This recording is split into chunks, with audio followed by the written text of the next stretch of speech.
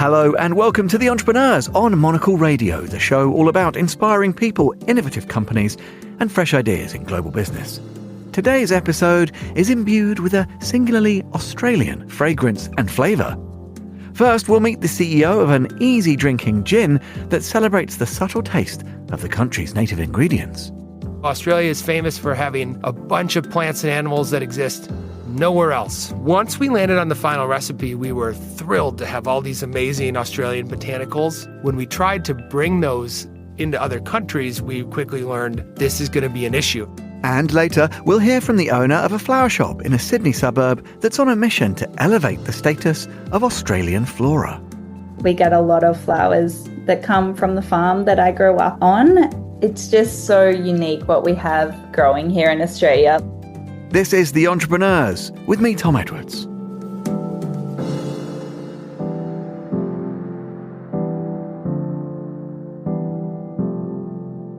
You're listening to The Entrepreneurs, and I'm very happy to say we're kicking off the programme.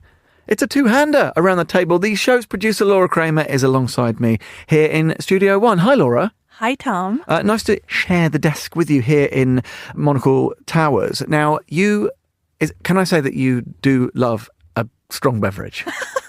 Yeah, I didn't mean to kick off in such an accusatory way. But in summertime, is there a better drink season combo than a gin and tonic on a summer's evening? It's pretty good, right? Yeah, or a Negroni. I love a Negroni. Yes. And gin is part of that. Flexible. So you need to. But gin is it's not an underappreciated drink. I think it's definitely getting its moment. But even within the gin firmament, there are some stellar brands that you've been keeping your eye on.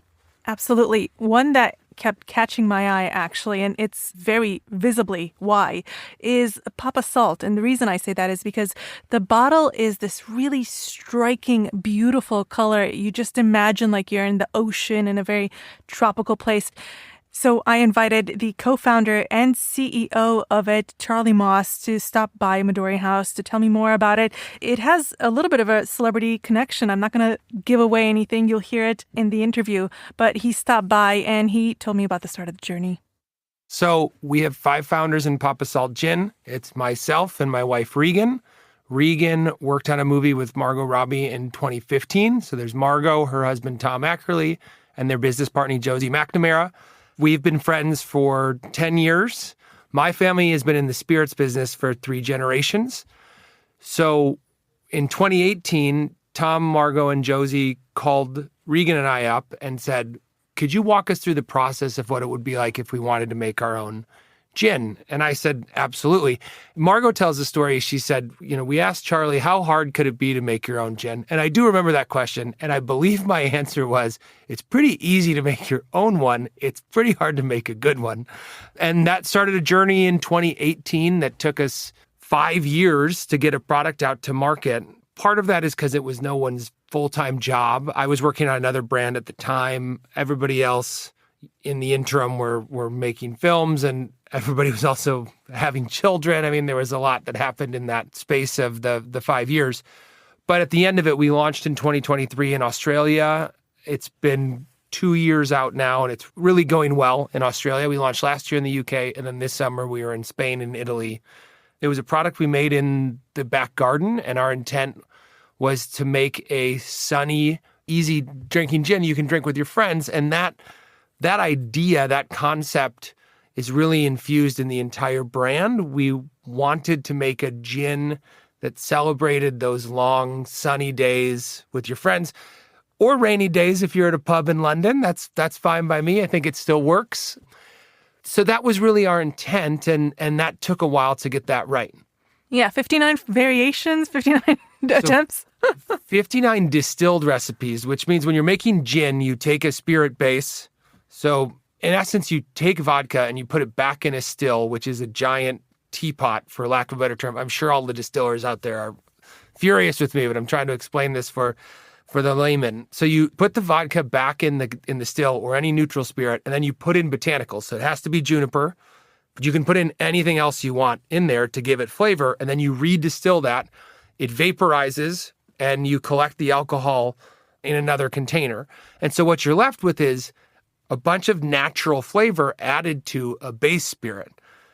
And that process, that distillation process for us now, it takes a full day to do one batch.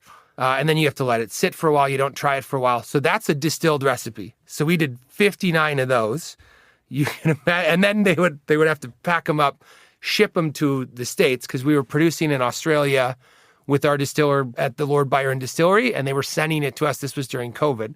We did 59 of those. Prior to that, we looked at 300 plus different ingredients, alternate recipes, botanical essences, just different ways to look at the flavor profile. So that's how we walk it through it. Actually, I actually did that backwards. So we started looking at all the different possible ingredients, botanicals, 300 of those. We decided, okay, this is the flavor profile we want to go for, something more savory. We didn't really want floral, mostly because there's been really good floral gins out there. You know, the classic London Dry, that juniper piney greenness. We love juniper because that's what makes it a gin, but we didn't want to focus on that flavor. And then Hendrick's, of course, beautiful product. They have that lovely rose flavor to it. So we said, let's do something different. Let's do something new. We take that sort of idea, day drinking, sunny, versatile, savory, to our distiller in Australia, and then 59 distillations later, which took about a year and a half working with him, we had our final recipe. And it's interesting because it's got some unique ingredients. Oyster shell, tell me why that is and what makes it a coastal gin. What are those flavor profiles that are so unique? Yeah, so there's a lot of Australian botanicals in there. Hibiscus, wattle seed, local citrus varieties. We're very, very proud of the Australian botanicals. In fact, the only botanical that's not locally found is the juniper because it doesn't grow in Australia. So most all of the ingredients, we know the farmer, we know where they came from. We're very proud of the ingredients themselves. You mentioned the oyster shell. So we use cleaned oyster shells, and they're put into the still, and we test it on the way out. There's no possibility for an allergen. The thing that people are allergic to is actually not able to go through that still. It doesn't vaporize. So we've had a couple people maybe misrepresent that. So it's great to have a chance to explain that myself. We test the liquid after.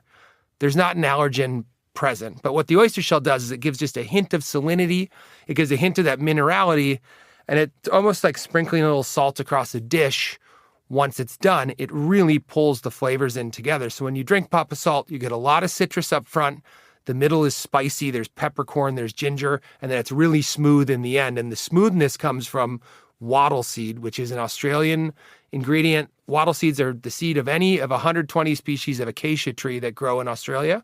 They've been being eaten there for about 5,000 years. It's an incredible ingredient. And it gives this really rich, lovely finish to the product. And we're very, very, very proud of our wattle seed. I imagine that with so many local ingredients, it can potentially cause maybe some challenges, logistical challenges in trying to get it globally. Can you talk me a little bit through that? Sure. One of the reasons I know so much about wattle seed is that it is not allowed to be imported into the United States. You can probably tell from my accent. I'm from the U.S. I would love to be able to drink Papa Salt at all my favorite bars and restaurants there. We are getting it approved for import. Once we landed on the final recipe, we were thrilled to have all these amazing Australian botanicals included. When we tried to bring those into other countries, we quickly learned this is going to be an issue. And I had to learn all about the different import-export requirements on various botanicals are just plants, right? And so Australia is famous for having a bunch of plants and animals that exist nowhere else. You know, kangaroos, koalas, apparently wattle seed. Although there are acacia trees in many other places, these specific ones we weren't allowed to import. So we're about, hopefully, only 6 months out from getting approval. It's a 2-year process. But it's been an interesting one to learn about some of the restrictions on import-export of these various ingredients. We did try the gin without wattle seed. It just doesn't do it. You don't get that lovely finish, the thing that we really think characterizes Papa Salt. And so we said, we're not going to change our product. We'd rather go change literally the law and get this approved for import. So I like to say that we're the proud and probably like the most hardworking advocates for Australian ingredients in the world right now, because we are really pushing to be able to get these things approved in a bunch of different territories. It's cool though, because by the time it gets to the US, it'll be like, oh my God, this gin that everybody's drinking in Europe and Australia. I mean, that's really, we made a gin to drink in the sun with your friends. And so to be able to launch it in Australia, and then this summer, even in the UK, it has to have been the hottest, sunniest summer the country's ever seen. The last couple of weeks, we were in Italy, we were in Spain launching the brand, and you're in these beautiful bars. It's exactly where we wanted to drink it, on the beach with our friends. So we hope a bunch of U.S. consumers have a chance to try the product on their summer holidays and then are eager to see it on shelves there next year. Well, I want to talk about the beach aspect of it because the name Papa Salt is inspired by a beach holiday you all had, right? And an infamous man, famous man now. Yeah, Papa Salt is a real man. He's not a myth, not a legend. So Tom, Margot, Josie were backpacking in Sri Lanka. This is a few years ago. I think it was right around the time we started started working on our untitled gin project, is what I used to call it. And when we went to name the product, we tried all of these names that were a little too serious and didn't really represent the ethos of the brand, which is this idea that you should have long, meandering days with your friends where there is no destination, right? And so the Papa Salt story, they were at this bar. Margot heard a couple Australian accents, started talking with the guys. They owned the bar, and they were from Queensland, where she's from in Australia. And it was New Year's Eve, and they said, hey, you got to come with us to the next spot and meet my dad, Papa Salt. He's a legend. And they carried on with them to the next spot. And Papa Salt himself looks like Santa Claus on a summer holiday. He's got the board shorts. He's got a big bushy beard. As it was relayed to Regan and I afterwards, he was missing a finger. He's got all his fingers. We met him. He's doing great. I hope you hear this, Papa Salt. But we whenever we were trying to name it, they would come back to this idea of this. It should be like the day we met Papa Salt, where you just have a long, amazing day with your friends that meanders and is so memorable because there was no destination and no timeline attached. And it's that sort of day we wanted to capture. And so once we finally went through 1,000 other horrible names, I think we just said, let's just leave Papa Salt on there for now. We'll see what happens. And then I'm so glad we did, because it really does capture the brand in a way that no marketing driven decision could. I mean, everyone talks about having a brand story. I've worked on brands where they made up the story and they try to tell you what the story is after the fact. On this one, it's great to be able to say, all this happened. This is just how we made the brand. It took us 5 years. We had maybe one too many sessions in the back garden that weren't so productive because we were enjoying ourselves too much. But in the end, we made a product that we really love to drink, that we're very proud of. And we're just so excited to see it out in the world now. Talk to me about the design of the bottle, because that's actually something that everybody comments on. It's a very striking color. I imagine it's inspired by tropical waters. You let me know if that's not the case. But I also really like how heavy it is. Tell me about that. So the color is the water in Byron Bay where we make this. Byron Bay is this beautiful community on the coast in Australia. It's not far from where Margot grew up. And she was visiting home when we were making the final package, and she took a photo of the water and said, this is what I want the color to be. So that beautiful color really is the striking ocean out there. It's amazing. The package itself, when we were designing this, and we worked with a company called Squad Inc. in Sydney, who did an amazing job, and they helped us look at all of our competitors, and they're all so maximally designed. There's so much writing, and there's so many little mini elements.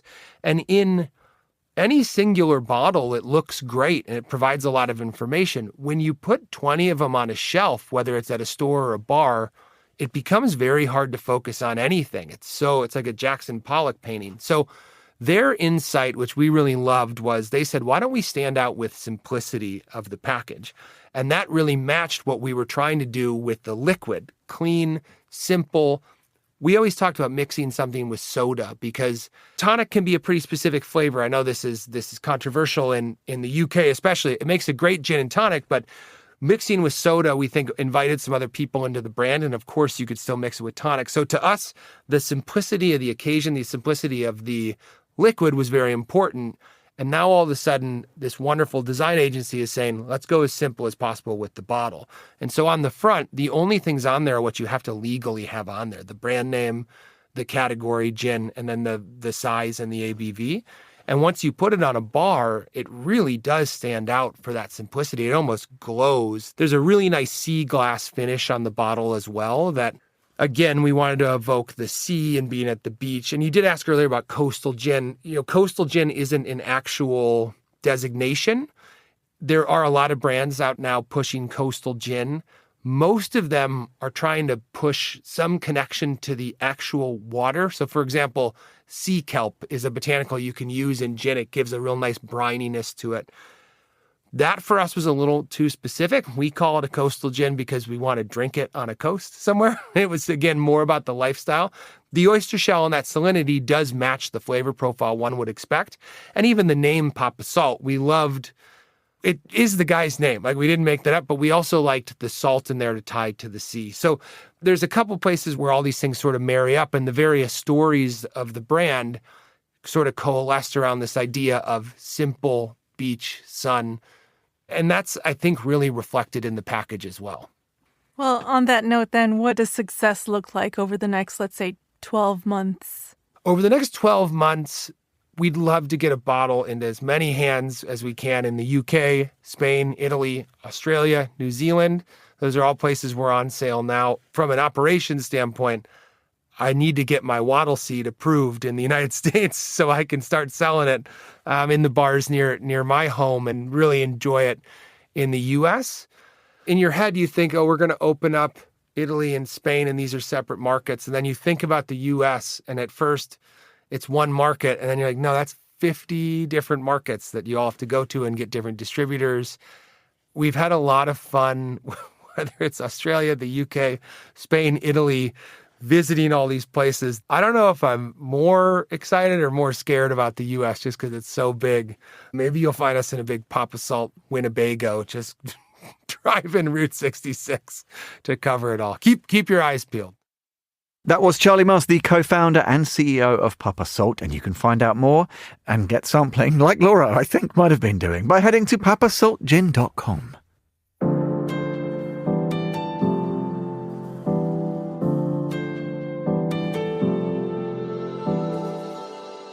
You're listening to The Entrepreneurs. I am still joined in the studio by Laura Kramer. Laura, tell me, we've had fun already. Where are we off to next? Well, we're going to hear about a woman who trained with some of the world's leading floral designers and now runs a neighborhood flower shop on William Street in the Paddington suburb of Sydney. Bethany Scott, who goes by Bess, by the way, and her partner, Jack Gorham, got in touch with me and told me about the shop and Bess's family history in the flower business. Now, in the email, they mentioned that they love Monocle Radio and they thought Andrew Muller was a very funny guy, for which I almost deleted the message right away. We certainly don't want any compliments to Andrew Muller getting through the net. No, absolutely not. I'm literally sitting right here. Oh, sorry, Andrew. Thanks for your work, as always. Laura, you know Andrew has to get paid for that. He promised me a freebie because they're from Australia, Tom. Can we move on, please? Yes. So moving on. Bess, their flower shop, was founded in 2018 by Bethany. The shop is known for its distinctive Australian native wildflowers, many grown on her family's farm. And it's a family legacy in this industry that stretches back to 1950, beginning with Bess's great-grandmother.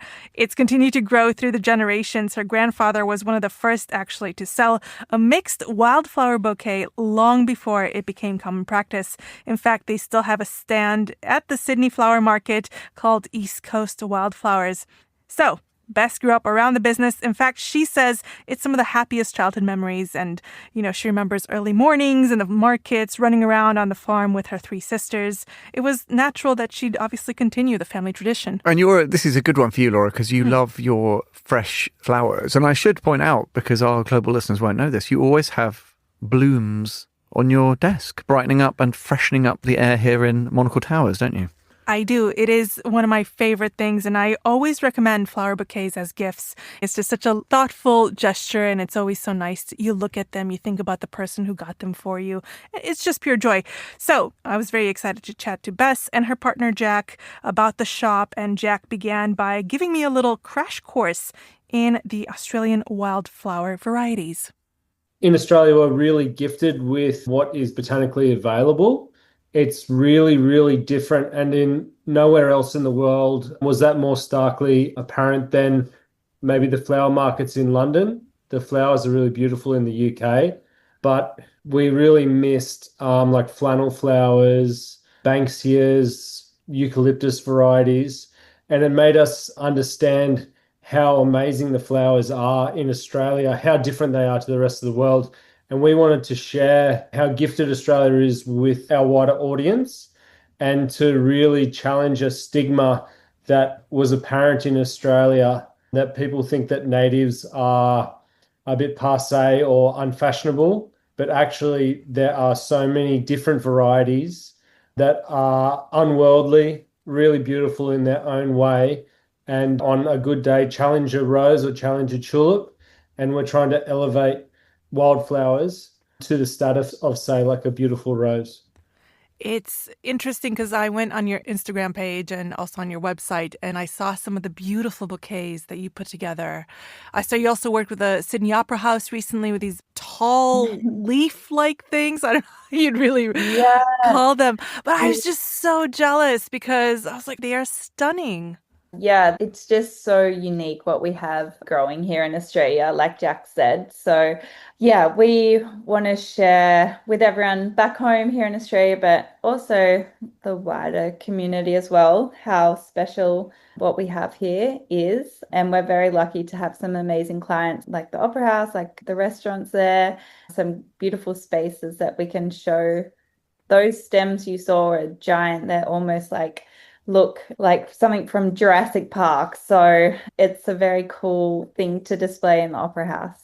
So let's go back to when you decided to start the business. Did you always have in mind that you were going to have a shop? Was it ever maybe just online? When did you take that leap?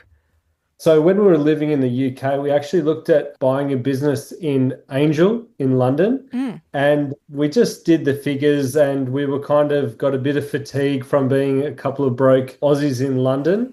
And the opportunity to sell flowers in Australia, grown on Bess's family's farm, was an opportunity that we couldn't really pass up. And we didn't really know how good the opportunity was. We did a little business plan, but the thing was that when we got to Australia, the flowers were better. Our clients were more responsive than we thought they were going to be. And it just took off from day one. And we've been very well supported by our community, and they've allowed us to expand our offering, be creative, do a renovation in the shop, and really kind of stretch our wings and think laterally of what other projects we can be taking on. And I know you mentioned that you get a lot of the flowers from Bess's family. Do you have other partners? I'm assuming right now as you've grown, you've kind of taken on different partners from around the country. Yes, definitely. So my family and my dad and my grandpa, they're the biggest Australian native wildflower wholesaler in the Sydney market. So they are our main supplier. We get a lot of flowers that come from the farm that I grew up on, and also from my dad's growers around the country. And then we work with some other really amazing growers that are local to Sydney. Sydney Flower Markets is a really special place, and there's still a lot of growers that are bringing flowers straight from their farms that are close by. So we have beautiful garden rose growers and tulip growers. People have a mix of beautiful blossoms and fruits on their farms in the Blue Mountains. So we have a lot of really special growers that we work with. It's also given us an opportunity to work with some amazing artisans as well. We sell some really beautiful ceramics from an artist in Canberra and a local artist from here in Paddington. That's been really interesting to sell flower adjacent products. And that's what we're trying to do in the future, is to really curate some brands or people to work with, and that keeps things interesting for our customers. I really want to come. I've never been to Australia, and if I come, I'm absolutely stopping by. They're just so beautiful. I was so taken aback. I loved one of the notes you got from, I'm assuming potentially, I don't want to be sexist here, but I'm guessing from a man that just said she likes pink. Do you get a lot of funny notes like that with people trying to give you the inspiration for what to send to people? Well, it's funny you say that because we're working on a project at the moment which is taking inspiration from the notes that people are passing on to each other with the flowers that we send out on delivery, and incorporating them into a cheeky range of cotton caps that people can wear around. So yes, we do get a lot of different requests of different types of flowers and different briefs that we have to try and bring to life.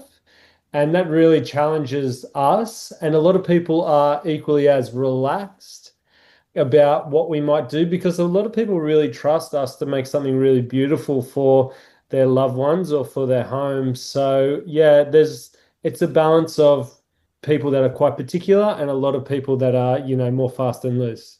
I'm assuming that it's a very collaborative process in general that you have, especially when you've got these bigger partners that come on. How much of that back and forth is it what you bring to it, what they're inspired by? We really like to showcase the Australian native wildflowers. So sometimes people are used to working with like European style flowers and they will have a bit of a brief in mind, but we often like to show them photos or bring them into the shop and explain that we have a real focus on the native flowers, and it might be something that is new for them, but they might be interested in. So we find that people will really like to have our input and take our suggestions. And since we opened, a lot of people would really want this more softer varieties, and I would just keep showing them the more unusual native varieties that they haven't seen before, and they became more and more interested in them. So I've seen, since we've had the shop in the last 7 years, a real change in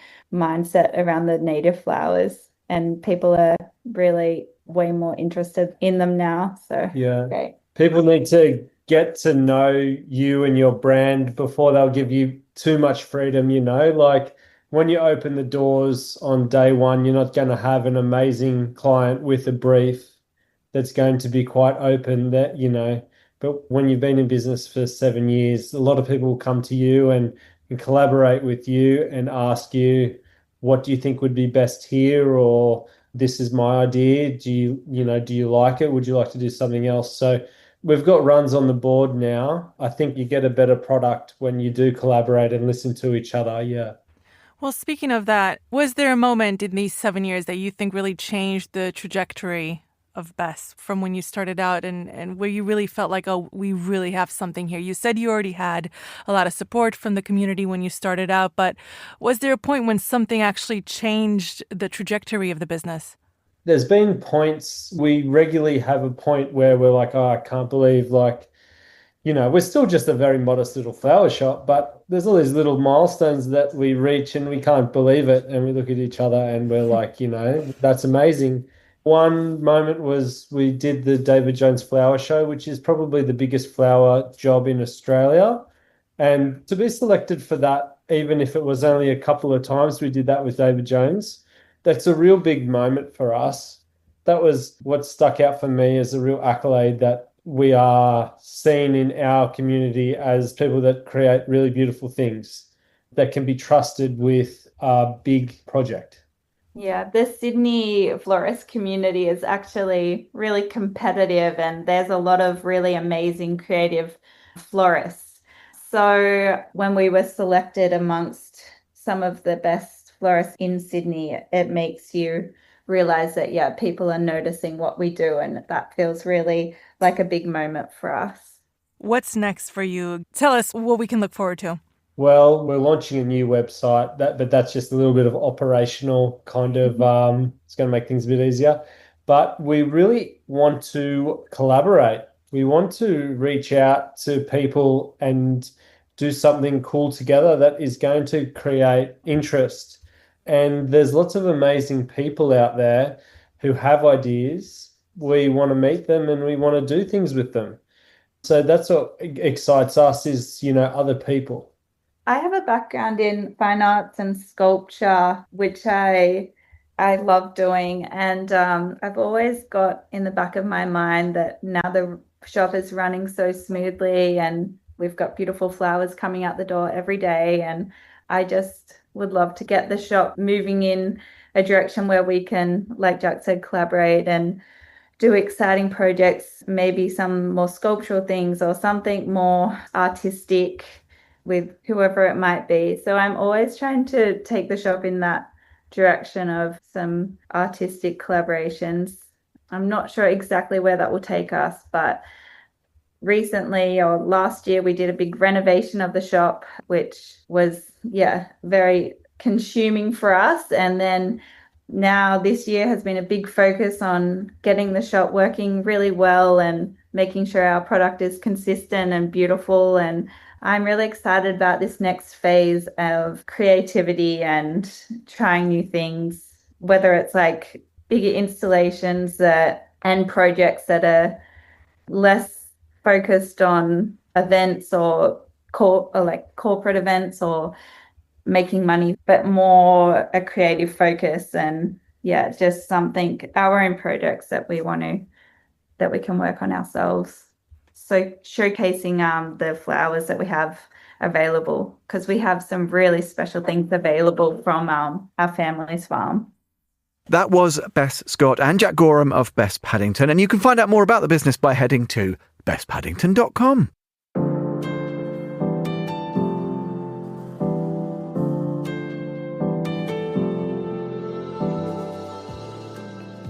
And that is all for this episode of The Entrepreneurs. We'll be back at the same time next week. The programme's produced by Laura Kramer, as fragrant as ever, with audio editing by Jack Dewars, as pretty as a wildflower himself.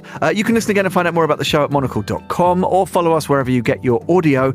And if you'd like to get in touch, maybe by sending a bouquet, write to Laura at lrk@monocle.com. I'm Tom Edwards. Goodbye and thanks for listening to The Entrepreneurs.